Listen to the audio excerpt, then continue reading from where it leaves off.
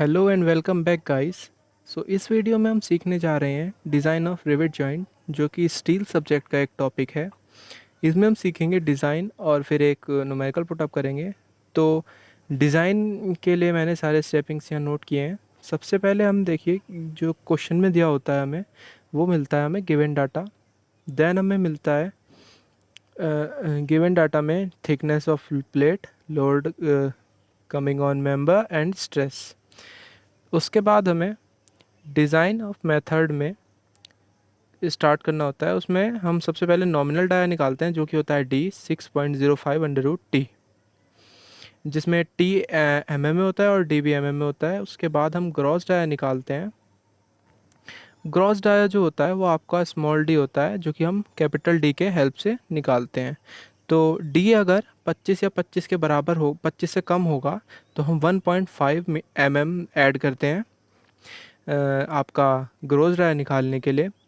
और अगर डी 25 से ज़्यादा होता है तो उसमें हम 2 ऐड करते हैं ग्रॉस डाया निकालने के लिए। देन सेकंड स्टेप होता है पिच। उसके लिए हम मिनिमम पिच के लिए लेते हैं 2.5 डी, जिसमें कि डी होता है नॉमिनल डाया ऑफ रिवेट। इन सब स्टेप्स के बाद हम एक फार्मूला यूज़ करते हैं, P minus D into T is equals to given load. इसके हेल्प से हम पिच निकालते हैं। इसकी भी आवश्यकता में है, क्वेश्चन में पड़ती है। देन हमारा जो अगला स्टेप होता है वो होता है एज डिस्टेंस निकालना। तो जो एज डिस्टेंस के लिए हमारा मिनिमम जो एज डिस्टेंस होता है वो 1.5 डी होता है। देन अगला स्टेप होता है number of rivet joint, rivet and joint, तो होता है एफ अपॉन आर, जिसमें एफ होता है गिवन लोड और आर होता है रिवेट वैल्यू लीस्ट वाला। फिर चेक्स लगाते हैं। चेक्स में स्ट्रेंथ ऑफ जॉइंट होता है least value in P S, P B and P T. इनमें से जो लीस्ट वैल्यू होगा कम वाला, वो हम स्ट्रेंथ में यूज़ करेंगे, स्ट्रेंथ ऑफ जॉइंट। देन हम चेक करते हैं, स्ट्रेंथ ऑफ जॉइंट ज़्यादा होना चाहिए गिवन लोड से। Strength of joint given load से ज़्यादा होगा तो आपका मेंबर सेफ होगा, तभी आपका जो मेंबर होगा वो सेफ कहलाएगा स्टील के हिसाब से।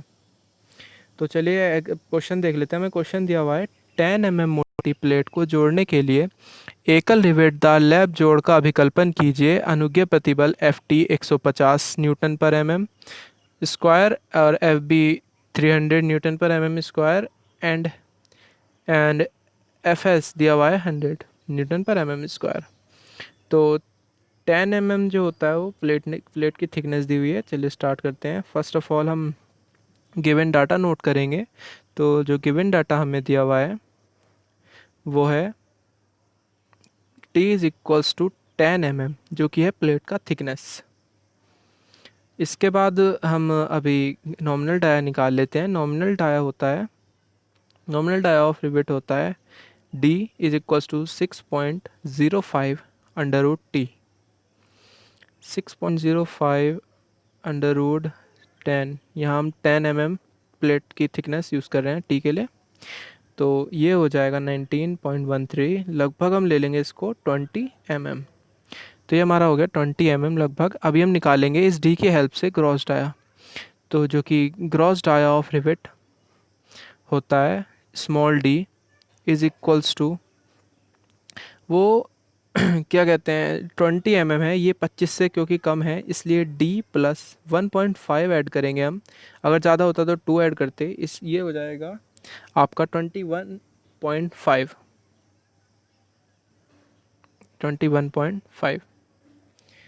अभी हमारा ग्रॉस डाया आ गया, इसको हम एज इट इज़ यूज़ करेंगे 21.5।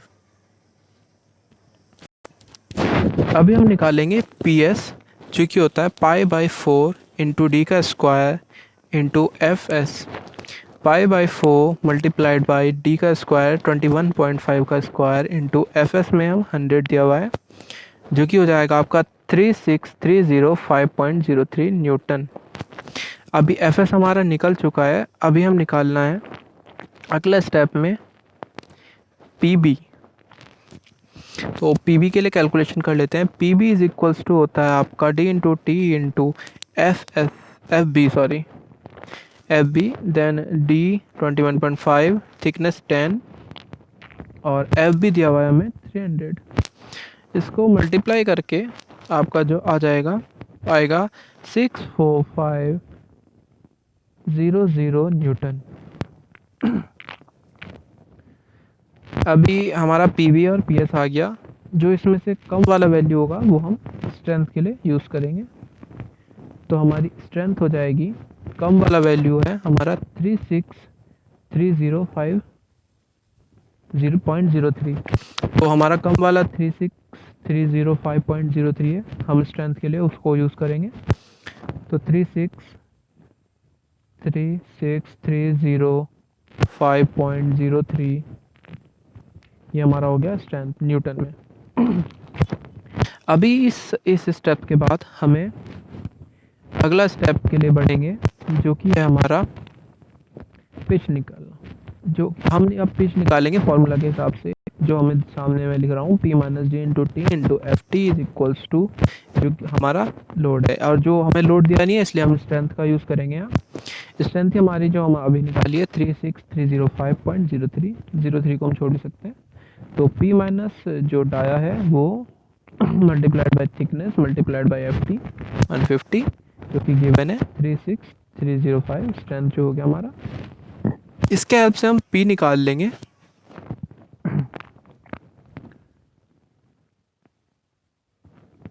तो P का वैल्यू आपका आ जाएगा 45.70।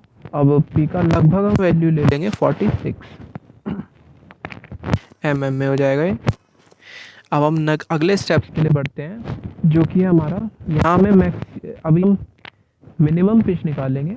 मिनिमम पिच था हमारा 2.5 × D, जो कि था nominal dia, capital D sorry,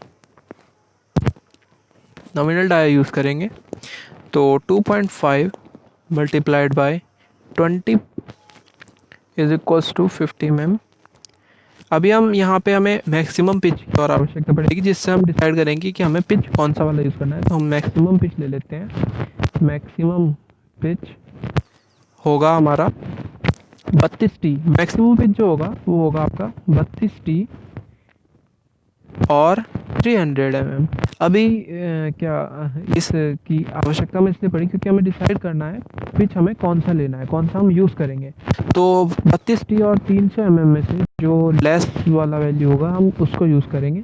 तो देख लेते हैं कौन सा कम है। फर्स्ट ऑफ ऑल 32T के लिए करते हैं। 32 मल्टीप्लाइड बाय थिकनेस 10 है, तो 320 आ जाएगा, और 300 इसलिए हम 300 का यूज़ करेंगे। पिच हो गया हमारा मैक्सिमम 300। अब हमें से डिसाइड करना है कौन सा हमें यूज़ करना है, क्योंकि मिनिमम है हमारा 50, मैक्सिमम पिच है हमारा 300, और जो हमने नॉर्मल पिच निकाला था वो निकाला था हमने 46 mm। तो हम यहाँ मिनिमम पिच से कम पिच यूज़ नहीं कर सकते, इसलिए हमें मिनिमम पिच यूज़ करना है, जो कि हमारा 50 mm है, क्योंकि पिच मिनिमम पिच से कम नहीं हो सकता। इसलिए हम मिनिमम पिच का यूज़ करेंगे यहाँ पे, जो कि 50 mm। 300 mm जो कि है वो मैक्सिमम है, तो इसलिए मैक्सिमम का यूज़ नहीं करते हैं, हम मिनिमम का यूज़ करेंगे। तो मिनिमम पिच हो गया आपका 50। अब हम डेटा निकाल लेंगे। डिज़ाइन में हमें डेटा निकालना होता है। तो strength of rivet joint upon strength of solid plate multiplied by 100। इस फार्मूला से हम नीटा निकालेंगे। तो लिख लेते हैं, नीटा इज इक्वल्स टू हो जाएगा आपका स्ट्रेंथ ऑफ रिवेट जॉइंट, जो कि हमने निकाला हुआ है 36305 upon strength of solid plate के लिए हमें pitch multiplied by thickness multiplied by FT करना होता है, जो कि स्ट्रेंथ ऑफ सॉलिड प्लेट का फार्मूला होता है। पिच हो गया हमारा 50, थिकनेस हो गया 10 और FT हमारा 150 दिया हुआ है, मल्टीप्लाइड बाय 100 हो जाएगा। जो कि अब इसको कैलकुलेट करके हमारा आ जाएगा यहाँ पे 48.40%। तो ये हमारा नीटा निकल गया है, जो कि हमारा आंसर था।